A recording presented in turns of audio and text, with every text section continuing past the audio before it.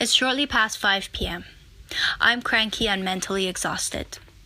With my day stretching thin all the way since 5:30 a.m., the idea of sticking around till 8 and powering through another several hours before hitting the pillow is as irritating as it gets. I pull myself through space and reluctantly into a nearby coffee shop, trying very hard not to pass out as I look over the voiceover mind sound event details. Out of the two choices left, this one starts earlier and is closer to work. Nobody needs to know the unambitious thought process behind that choice.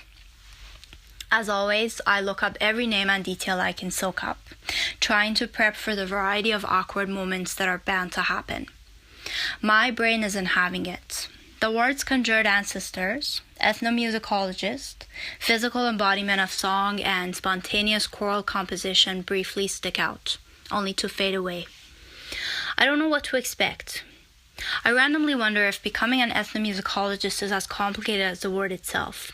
Something tells me I'll be using it in a sentence tonight and saying it completely wrong. Strangely, the thought doesn't bother me. Nor do I beat myself up when, later on, in a serious conversation during intermission, I call it an anthromusician instead. Why on earth make a point of using this word, though? That must bear some significance on my connection to this event. Jump to the first half of the performance. D.B. Boyko, Western Front's new music director and curator, leads the VOM choir through what she calls an improvisation and spontaneous choral composition. The vocal components are diverse and fragmented. They don't blend in as seamlessly as one may expect in a choir performance. Well, the title of the work did read Unusual Singers and Extreme Vocalists. A faint headache starts wobbling around in my head. The unsteady amplitude and overabundance of sounds start to make me tipsy. So much for avoiding the bar. I notice the choir members are in their socks, dressed in unassuming casual outfits. I ask myself if that has any bearing on my first impression. Am I a conventional audience member? Can attire and appearances sway my judgment? Is there a message behind that gesture? The visual and theatrical aspects of the choir performance hold my attention. So does the brightly lit TV screen in the apartment window across the street. As the performance continues, the various vocal elements become less choppy as a whole. I zoom in and keep a close eye on DB's individual hand gestures, eyes flipping back and forth in anticipation of which of the voice artists she's about to tap next. The headache slowly turns into a pleasantly numbing sensation, one that stretches my head to the size of the dark space we're in. The apartment TV screen draws me in, until it fills my entire field of vision. The electric folk composer, Billion's performance pulls me back to the stage.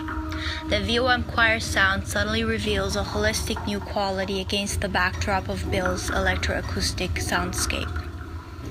The eclectic, nature-inspired tunes and voices reverberate in a synthesis, rippling across centuries, oceans, and continents. Everyone is asked to leave the concert hall for the break. We return to a transformed space. Windows are sealed off and the stage is brought to the center. There are candles and two bright red rugs adding a warm, intimate touch.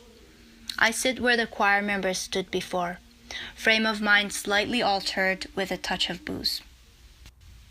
Julia Olela, ethnomusicologist, opera singer and vocalist, along with guitarist Aram Bajakian, walk among the audience as Julia shares words on the Eastern European, Haitian, and American folk songs they are about to perform. She's beaming as her slender figure visibly trembles. There's a rule I like to see broken. Calm and composed is overrated. She occupies space organically, with bizarre postures and uninhibited movements, as though conducting an intense current of some sort. And she does physically embody the melodies she'll go on to sing and perform. The rest of the performance is wrapped in a surreal sonic fog that blankets over my mind. Traditional folk songs that are completely foreign and yet familiar on a deeper level. Pieces of her heritage she resurrects from a book her great-grandfather wrote back in Moravia, Czech Republic in the 1940s. songs and their stories transcribed.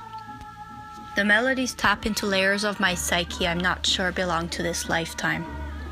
The voice transports me beyond anywhere my imagination or memories could have carried me. I am at once anchored and carried away, at once present in the moment and lost in distant times. I wonder if there's such a thing as transcending spaces through one's ancestral roots. I can no longer say there isn't. This feels so much like an ancient déjà vu spanning centuries, oceans, and continents, a twirling of all that is future and all that is past, and the blurry line where they meet.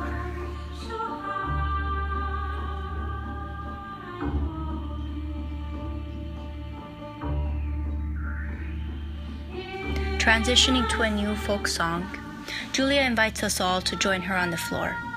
It only feels natural to follow along. Sitting down on the soft carpeted floor, I become a piece of a colossal circuit. I remember the socks and feel like I've discovered the connection. The ground is our shared point of connection to planet Earth, a common point of unity, regardless of where or when we come from. I feel grounded and whole.